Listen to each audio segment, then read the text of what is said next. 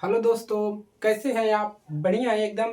तो आज हम फिर एक बार प्रतिरोध पर रिलेटेड क्वेश्चन करवाने वाले हैं, ठीक है।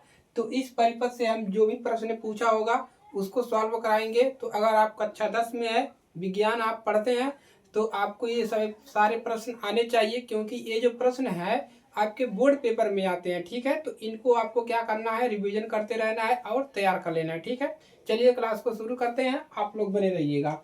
तो यहाँ से हमको करना क्या है, एक परिपथ दिया गया है। दिए गए परिपथ में पहला क्या इसमें निकालना है, कुल प्रतिरोध। इसमें कुल प्रतिरोध कितना है, ठीक है। दूसरा निकालना है हमको सेल से प्रवाहित धारा। इस सेल से 12 वोल्ट की बैटरी से इसमें कितना करंट जा रहा है, इसको निकालना है। तीसरा 0.8 प्रतिरोध के सिरों पर विभवांतर। इसके प्रतिरोध के लिए हमको क्या निकालना है, विभवांतर निकालना है। तो समझ में आ गई बात। अब चलिए प्रश्नों को सॉल्व करते हैं। तो सबसे पहले हमको निकालना है, पहला क्या निकालना है, पहला हम यहाँ पर डाल लेंगे। हमको यहाँ पर पूरा प्रतिरोध इसमें कितना है उसको पता करना है, ठीक है। तो यहाँ से देखिए एक रास्ता गया, यहाँ से दो रास्ता हो गया, मतलब ये दोनों क्या है, समांतर क्रम में है। जहां पर दो रास्ता हो गया वहां पर को किस क्रम में रहेंगे, प्रतिरोध समांतर क्रम में। क्लियर है। तो दोनों दो रास्ता है, तो दो रास्ता मतलब समांतर क्रम। तो इसको समांतर क्रम में जोड़ के एक रास्ता बनाएंगे। क्लियर है। तो यहाँ पर सबसे पहले लिख लेंगे, तो प्रतिरोध निकालना है, ठीक है। तो R1 यहाँ से लिख लेंगे, R1 का मान क्या है 6 ओम, R2 कितना है 2 ओम, और R3 कितना है 0.8 ओम। क्लियर है। अब क्या करेंगे, हम इन दोनों को किस क्रम में जोड़ लेंगे, समांतर क्रम में। तो क्या लिखेंगे, समांतर क्रम में तुल्य प्रतिरोध। समांतर, या आप ऐसे लिख सकते हैं 6 ओम तथा 2 ओम को समांतर क्रम में जोड़ने पर, समांतर क्रम में जोड़ने पर, ठीक है। मतलब इस 6 ओम को और 2 ओम को किस क्रम में जोड़ दें, समांतर क्रम में। तो 1 में यहाँ पर R डैश कर सकते हैं, ठीक है, कोई दिक्कत नहीं है। तो यहाँ पर R डैश कर देते हैं। क्लियर है। चलिए, क्योंकि हमको 2 बार जोड़ना है, तो 1 में R1 प्लस 1 में R2। क्लियर है। अब यहाँ पर मान रख लीजिए, 1 में R1 का मान कितना है 6 प्लस R2 का मान 2। अब 6 और 2 का लहसे निकालेंगे, कितना मिल जाएगा, 6 और 2 का लहसे निकाल लेंगे यहाँ पर 2 और 6 का, तो कितना मिल जाएगा, 2 का 2, 3 दूना 6, और यहाँ पर कितना मिल जाएगा 6 मिलेगा। तो लहसे नहीं निकालने आता है तो सीख लीजिए। यहाँ पर 1 मिलेगा प्लस यहाँ पर 2 3 6, 3 बार जाएगा, ऊपर गुणा करेंगे इतना मिलेगा। तो 1/r डैश इतना मिला, 1/r डैश बराबर 4/6। अब इसको क्या करेंगे, r डैश बराबर लिखेंगे, कितना मिल जाएगा 6/4। अब इसको क्या लिख सकते हैं, भागा लगाइए, तो 4 × 4, देखिए 2 बचा, 4 × 5 = 20, 1.5 ओम। तो R डैश का मान कितना मिल गया, 1.4 ओम।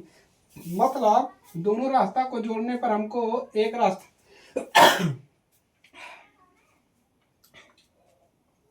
चलिए, दोनों रास्ता को जोड़ने पर हमको एक रास्ता बन गया, और उस रास्ते पर प्रतिरोध कितना है 1.5 ओम। तो यहाँ पर कितना बन गया 1.5 ओम। अब ये एक रास्ता बन गया, तो अब हम क्या करेंगे, एक रास्ता में है तो इन दोनों को, इसको और इसको हम श्रेणी क्रम में जोड़ लेंगे। तो यहाँ पर क्या लिखेंगे, R डैश तथा R3 को श्रेणी क्रम में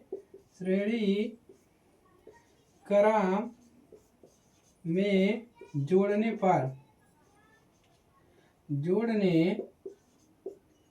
पर तो हम क्या करेंगे, श्रेणी क्रम में जोड़ लेंगे। तो R बराबर क्या मिल जाएगा, R dash plus R3।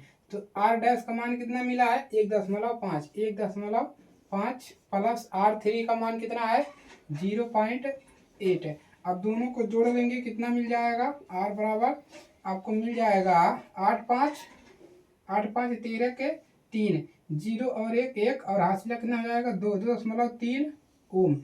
R का प्रतिरोध का मात्रक ओम होता है। तो कितना मिल गया R का मान, आपको R का मान मिल गया 2.3 3 ओम। तो यहाँ पर पूरा प्रतिरोध आपको पता चल गया। अब हमको क्या निकालना है, दूसरा क्वेश्चन हमको निकालना है। देखिए यहाँ पर सेल से प्रवाहित धारा कि इस सेल से कितनी धारा प्रवाहित हो रही है। तो बी बराबर कितना दिया है, 12 वोल्ट है। और आर का मान हम कितना निकाले हैं, आर का मान 2.3 ओम। अब हमको निकालना क्या है, धारा निकालना है। तो आई बराबर होता क्या है, बी बटा में आर। आई बराबर क्या होता है, बी बटा में आर। ओम का नियम यहाँ पर मान रख दीजिए, बी का मान है 12 बटा में आर का मान कितना है 2.3। क्लियर है। तो आई बराबर आपको कितना मिल जाएगा यहाँ से, तो यहाँ से दशमलव हटाएंगे तो एक अंक है तो ऊपर एक जीरो बढ़ जाएगा, बटा में 23। अब इसका भागा लगा दीजिए, जो भी मान आएगा आपका वही क्या रहेगा, धारा का मान रहेगा। तो आई बराबर आपको मिलेगा कितना, तो कितनी बार जाएगा आप देख लीजिए, 23 20 5 100 20 छक्का 120, यानी कि कितनी बार जाएगा, 5 बार हो सकता है जाए। 23 5 बार ले जाइए, 5 बार में कितना मिल जाएगा, 5 बार में आपको मिलेगा, देखिए धारा का मान कितना मिल जाएगा, 5 दशमलव यहाँ पर कुछ मिलेगा 5.2 और धारा का मात्रक एम्पियर कितना मिल गया, 5.2 एम्पियर। तो आपका पहला और दूसरा क्वेश्चन यहाँ से क्या हुआ, कंप्लीट हो गया। क्यों कंप्लीट हुआ, क्योंकि हमने प्रतिरोध पूरा निकाल लिया। पहला क्वेश्चन प्रतिरोध निकालने के बाद हमने क्या निकाल लिया, 12 वोल्ट की बैटरी के लिए धारा निकाल लिया। क्लियर है। तीसरा क्वेश्चन क्या निकालना है, तीसरा हमको निकालना है 0.8, इसके लिए सिरों पर विभवांतर, इसके सिरों पर विभवांतर कितना है। तो विभवांतर कैसे निकलेगा, हमको धारा पता है तो विभवांतर निकल जाएगा। तो इसको हम क्या करते हैं, हटाते हैं। ठीक है, चलिए विभवांतर निकालते हैं। तो तीसरा क्वेश्चन देखिए क्या है, तीसरा क्वेश्चन तीसरा लिखेंगे। तो तीसरा में आर का मान कितना है, आर का मान हमको ए नहीं रखना है। ठीक है, हमको इसके लिए पूछा है तो हम रखेंगे 0.8 ओम। और धारा हमने निकाला है, धारा का मान 5.2 एम्पियर। अब हमको क्या निकालना है, विभवांतर निकालना है। इसके लिए तो फार्मूला आपको पता है कि आई बराबर होता क्या है, बी बटा आर। तो हमको किसका मान निकालना है, बी का मान निकालना है। तो 1 करेंगे, तिर्यक का गुणा करेंगे तो बी बराबर क्या आ जाता है, आई आर। ठीक है, अब यहाँ से क्या करेंगे, अब यहाँ से बी बराबर आई आर और इसका मान कितना है, R3। तो हम यहाँ पर क्या कर देंगे, ऐसे इसको हम कर देंगे R3। ठीक है, R3, कोई दिक्कत नहीं है। चलिए ठीक है, चलिए अब देखिए, अब यहाँ से हम क्या रखेंगे, मान रख लीजिए, आई का मान है 5.2 गुणा R3 का मान कितना है 0.8।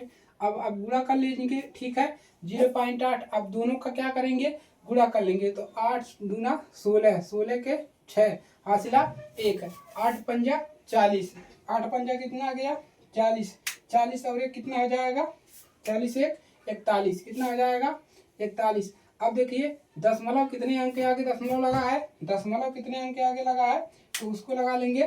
तो 8 दूना 16, 2 1, देखिए ये वाला कैसे जुड़ता है इसको देखिए। तो 8 दूना 16 के 6 और 8 25 40 1 41 हो गया। ठीक है, लेकिन यहाँ पर एक दशमलव है, एक दशमलव यहाँ पर, मतलब एक अंक यहाँ पर, एक अंक 2 अंक हुआ तो 2 अंक के आगे दशमलव लगा देंगे। क्लियर है। तो बी बराबर कितना आ गया 4.0 और विभवांतर का मात्रा वोल्ट।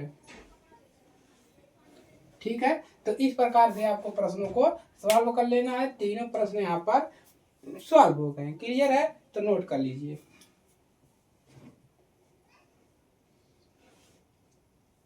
चलिए, तो आज के लिए दोस्तों इतना ही। तो इस प्रश्न को तैयार कर लीजिएगा। अगर आपके पेपर में इस प्रकार के प्रश्न आते हैं तो आप उसको इजीली से सॉल्व कर पाएंगे। ठीक है, तो दोस्तों के पास शेयर कर दीजिएगा, कमेंट करके अपना राय जरूर दीजिएगा और वीडियो पे हाइप करिएगा। हाइप करने से ज़्यादा लोगों के पास वीडियो पहुँचेगा और उनका मदद होगा। ठीक है, चलिए, तो इसी के साथ मिलते हैं नेक्स्ट क्लास में। तो आज के लिए इतना ही। ठीक है।